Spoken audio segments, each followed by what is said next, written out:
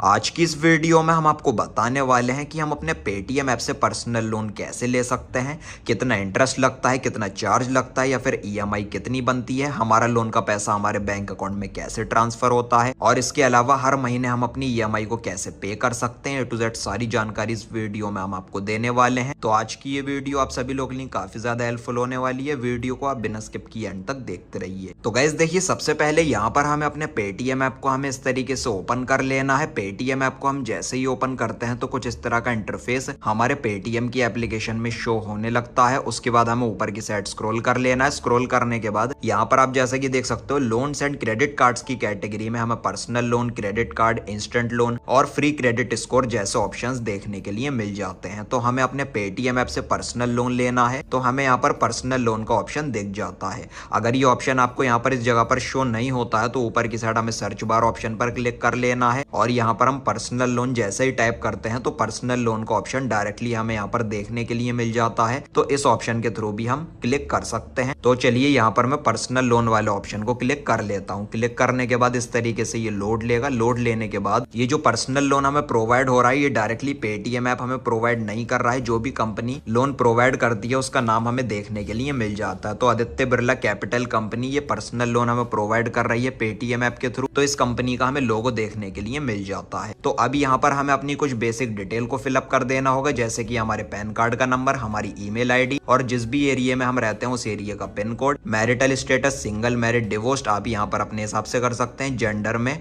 Male female आप अपने हिसाब से कर सकते हैं। तो चलिए यहाँ पर मैं पैन कार्ड, ईमेल आईडी और पिन कोड को एंटर कर देता हूँ। तो गाइस देखिए, हमने अपनी सभी डिटेल को फिलअप कर दिया है और यहाँ पर मैं आपको बता दूं, हमारे पैन कार्ड नंबर के थ्रू ही पैन कार्ड होल्डर के नाम को ये ऑटोमेटिकली फाइंड कर देता है और पैन कार्ड के ऊपर जो भी डेट ऑफ बर्थ मेंशन होती है वो भी यहाँ पर ये ऑटोमेटिकली फाइंड कर लेता है। तो सब डिटेल हमारी शो होने लगती है। तो सब डिटेल को फिलअप कर देने के बाद टर्म एंड कंडीशन को अलाउ करके हमें कंटिन्यू ऑप्शन पर क्लिक कर लेना है। कंटिन्यू ऑप्शन पर हम जैसे ही क्लिक करते हैं तो इस तरीके से ये लोड लेगा। अब यहाँ पर लिखा हुआ है ऑक्यूपेशन टाइप। तो ऑक्यूपेशन में आप सैलरीड है या फिर सेल्फ एम्प्लॉयड। अगर आप जॉब करते हैं, आपको सैलरी मिलती है तो सैलरी ऑप्शन पर क्लिक कीजिए। अगर आपका खुद का बिजनेस है, आप डॉक्टर, सीए हैं या फिर अगर आपका कोई अदर काम है तो आप सेल्फ एम्प्लॉयड ऑप्शन पर क्लिक कर सकते हैं। तो चलिए यहाँ पर हम सैलरीड ऑप्शन को क्लिक करके डन कर देते हैं। अभी यहाँ पर लिखा हुआ कंपनी नेम, तो जिस भी कंपनी में हम काम करते हैं उस कंपनी का नाम, हमारी मंथली इनकम, हम महीने में हमें कितनी सैलरी मिलती है, ऑफिस का एड्रेस, कंपनी एड्रेस, जिस जगह पर भी हमारी कंपनी है, जिस जगह पर भी हम जॉब करते हैं वहां का एड्रेस और हमारे घर का एड्रेस, ये सब डिटेल को हमें फिल कर देना है। तो ऑल डिटेल को हमने यहाँ पर फिलअप कर दिया। उसके बाद हमें प्रोसीड ऑप्शन पर क्लिक कर लेना है। अब इस तरीके से ये लोड लेगा। अब ये फाइंड कर रहा है कि हमें कितना लोन मिलना चाहिए। तो 30 से 90 सेकंड तक का ये टाइम ले सकता है। तो हमें वेट कर लेना है। जो भी डिटेल हमने अपनी सबमिट की है उस हिसाब से ये हमें लोन बता देगा कि हमें कितना लोन मिलना चाहिए पेटीएम आदित्य बिरला कंपनी की तरफ से। तो आदित्य बिरला की वेबसाइट पर इसने हमें रिडायरेक्ट कर दिया है।